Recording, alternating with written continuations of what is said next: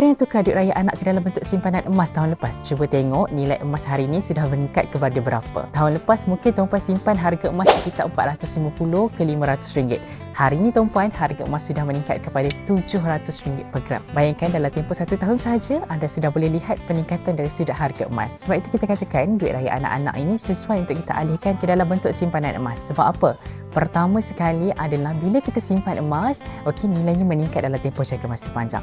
Kedua adalah anak-anak ni lambat lagi nak gunakan duit mereka. Daripada kita habis beri mereka main mercun, beli perkara yang tidak berfaedah, adalah lebih baik untuk kita alihkan ke dalam bentuk simpanan yang bertahan untuk masa depan mereka. Sekurangnya nanti bila anak nak sambung pengajian, dah ada simpanan yang kukuh, boleh manfaatkan emas yang anda simpankan untuk mereka itu. Jadi dah tak perlu lagi untuk buat pinjaman PTPTN. Jadi siapa dekat sini parents yang mungkin sebelum ini simpan dalam bentuk tunai, tahun ini ubah tindakan simpan ke dalam bentuk simpanan emas. Sebab dekat Public Gold, bagi anak-anak yang bawah 18 tahun, mereka boleh mulakan tabungan menggunakan kaedah Account Guard Junior, yang di mana konsepnya seperti dewasa, boleh menyimpan emas serendah RM100, boleh keluarkan emas fizikal, dan satu perkara ekstra lagi, anda kata kalau parent nak paksa buat simpanan untuk anak-anak, boleh simpan RM50 sebulan dengan cara set auto debit card.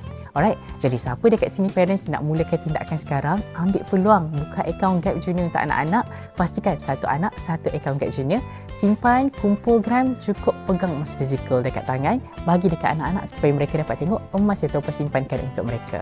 Alright, jadi siapa nak mulakan tindakan hari ini, rujuk handphone saya. Like, comment and share demi masa depan.